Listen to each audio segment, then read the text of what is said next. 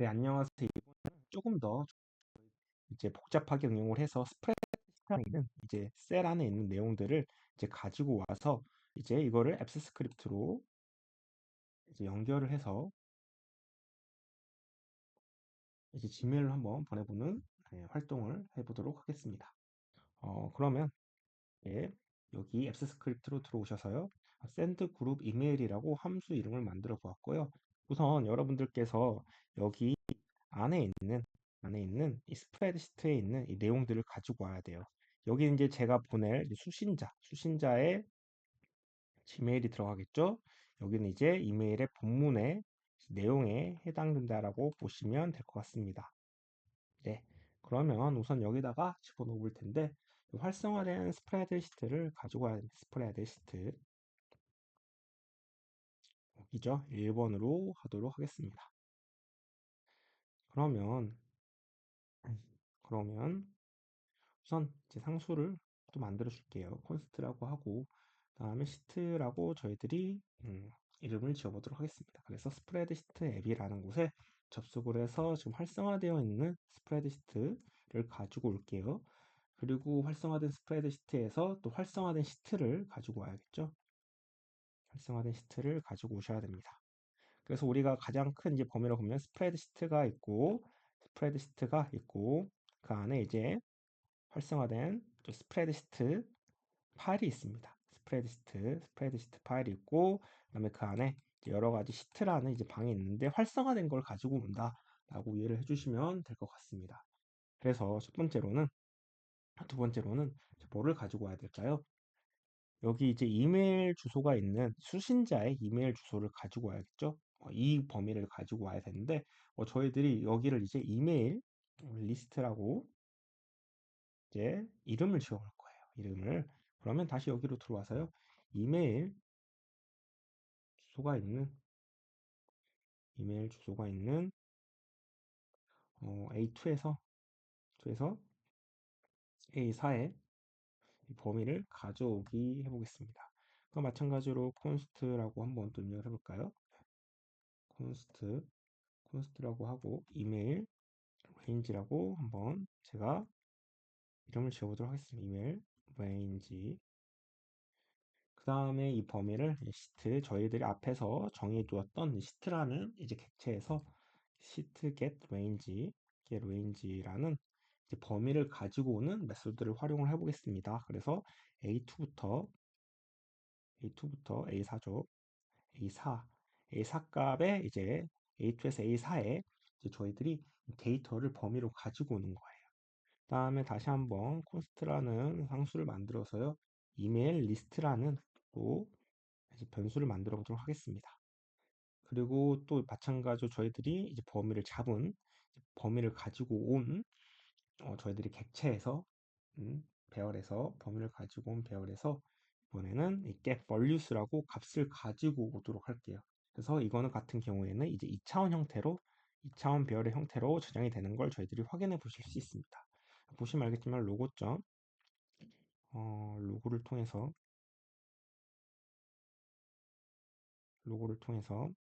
방금 저희들이 이메일 리스트라는 걸 한번 가지고 와보도록 할게요. console.log로 해보겠습니다. console.log. 그래서 한번 어떻게 출력이 되는지 한번 확인을 해보도록 할게요. 네, 이런 식으로 이제 2차원 이중배열 형태로 이제 가지고 오게 되죠. 그래서 인덱스 번호를 보면 이게 이제 0번, 1번, 2번 형태로 보시면 될 것 같습니다. 그래서 이 가지고 오는 거를 저희들이 확인을 해볼 수 있었고요.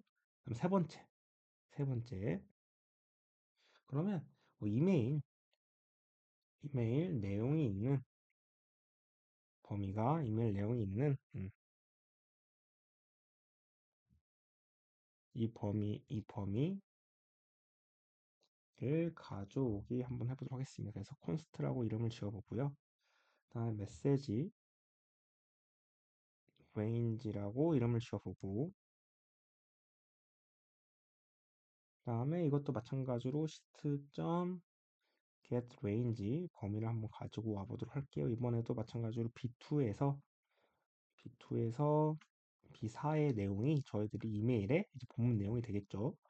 다음 또 값을 가지고 와야 되니까 이 메시지 리스트라고 한번 해볼게요. 메시지 리스트라고 저희들이 이름을 지어보고 메시지 레인지의 범위를 가지고 온 저희들이 데이터에서 이제 값을 또 가지고 와야겠죠. 값을 가지고 와야 됩니다. 값을 가지고 온 거를 이제 저장을 메시지 리스트라는 변수에 저장을 해보도록 하겠습니다. 다음에 네 번째 뭐가 있을까요? 그러면 저희들이 해주려고 하는 게 뭐냐면 이제 남은 이메일 발송 가능 횟수를 확인해 보려고 해요. 예를 들어서 저희들이 보내려고 하는 이제 수신자 하루 동안 보낼 수 있는 그 이메일 쿼터 리메이닝 데일리 쿼터가 예를 들어서 10이고 저희들이 이메일을 보내려고 하는 개수가 15개라고 생각을 해볼게요. 보내려고 하는 거. 그리고 여기는 보낼 수 있는 거. 캔이라고 해볼까요? 그래 이게 만약에 이렇게 되면 어떻게 될까요? 보낼 수가 없죠. 반대로 이렇게 보낼 수 있는 양이 보내는 양보다 더 많으면 보낼 수 있도록 하기 위해서 나중에 if 조건문을 한번 활용을 해보겠습니다. 그럼 const라고 또 만들어주고요. remaining quarter라고 한번 해볼게요. quarter라고 해볼게요. 그 다음에 이제 메일점 아까 최상위 객체 메일점 앱의 클래스에서 이제 get remaining daily quarter라는 하루 동안 보낼 수 있는 저희들이 메소드를 이제 호출을 해보고 그 다음에 이거를 이런 식으로 저장을 한번 우선 해보도록 하겠습니다. 다음은 이제 발송 가능 여부를 확인을 해야겠죠. 발송 가능 여부 확인을 하기 위해서는 if문을 활용하도록 하겠습니다. 문문 활용, 본문 활용을 해보도록 하겠습니다. if문 활용. 영어가 안 써지네요. 네, if문 활용 한번 해보도록 하겠습니다. 네. if문 이제 활용을 한번 해보도록 할 텐데요. 네, 우선 if를 써줘야겠죠. if를 써서 다음에 저희들이 여기에는 이제 조건문이 돌아가야겠죠. 어떠한 이 조건문은 어떻게 할 거냐? 저희들이 아까 말씀했다시피 하루 동안 보낼 수 있는 리메이닝 쿼터 이 개수가 제가 오늘 보내려고 하는 이메일 리스트 있죠? 이메일 리스트의 개수를 저희들이 반환을 해주기 위해서 속성 length라는 이제 속성 프로퍼티를 이제 가지고 와보도록 해볼게요. 그래서 length 길이를 세워주는 거예요. 그래서 이거보다 이제 크거나 같으면 어떻게 되죠? 메일을 보낼 수 있는 겁니다. 메일을 보낼 수 있겠죠. 메일을 보내는 거예요. 메일을 보내죠. 그래서 이제 이때는 반복문으로 또 이메일을 발송해 보도록 하겠습니다. 그래서 반복문을 쓰기 위해서 이제 포문을 많이 보통 사용하는데요. 첫 번째로는 이 축기식을 제가 변수를 i로 해서 0으로 잡아주고요. 다음에 두 번째는 이제 저희들이 들어가는 게 조건식이겠죠? 조건식인데 이게 어떻게 될까요? 좀 이메일 리스트의 이제 길이. 이메일 리스트는 지금 보시면 알겠지만 저희들이 이메일 리스트가 총 이게 3개예요, 3개. 그러니까 총 저희들이 이 랭크를 출력을 하면 3이 나오죠. 3이 나옵니다. 3. 이게 3이 나오죠. 3이 나오는 건데 저는 그냥 그래도 이렇게 써보도록 할게요. 다음에 증감식을 이용을 해보도록 하겠습니다. 그 다음에 여기서 이제 만약에 이 조건을 이제 만족했을 때 우선 만족을 했을 때 const 받는 사람은 이메일 리스트에서 이제 어떻게 해야 될까요? 이메일 리스트에서 이제 i라는 저희 반복문을 활용을 하고요. 그다음에 여기서 이제 0을 해줄 거예요. 왜냐하면 이제 여기까지만 출력을 하면 보시면 알겠지만 예를 들어서 이메일 리스트가 어디 있죠? 이게 이메일 리스트죠. 이메일 리스트인데 여기서 이제 이런 식으로 대괄호가 하나 덧붙여서 나와요. 그래서 이 대괄호를 없애주기 위해서 여기서 이제 0이라는 인덱스 값을 더 붙여주는 겁니다. 대괄호로 해서. 그래서 다시 세미콜론을 해서 그래서 이거 같은 경우에는 이제 A열에서 이메일 주소를 가져오기. 다음에 const 네,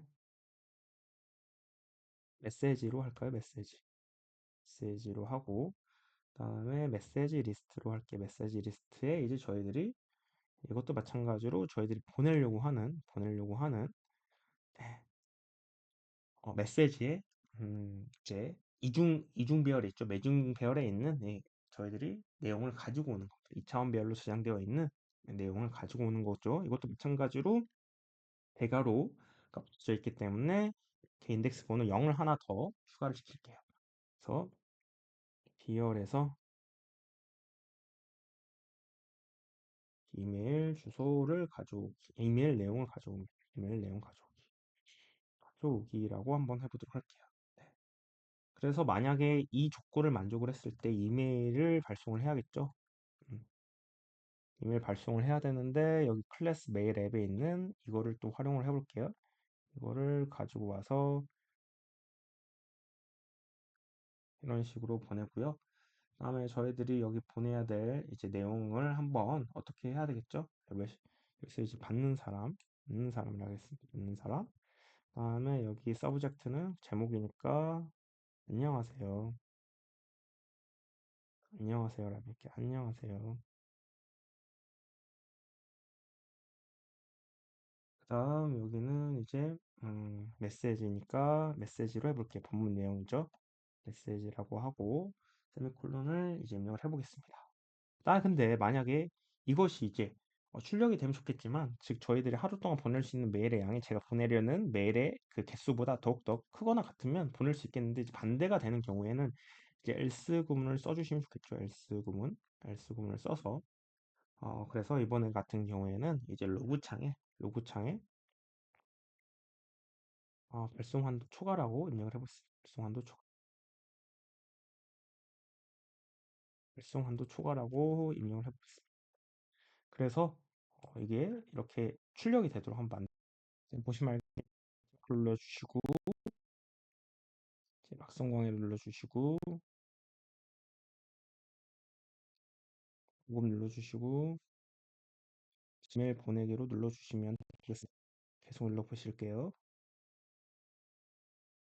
눌러보시면 이제 실행이 시작되었고요.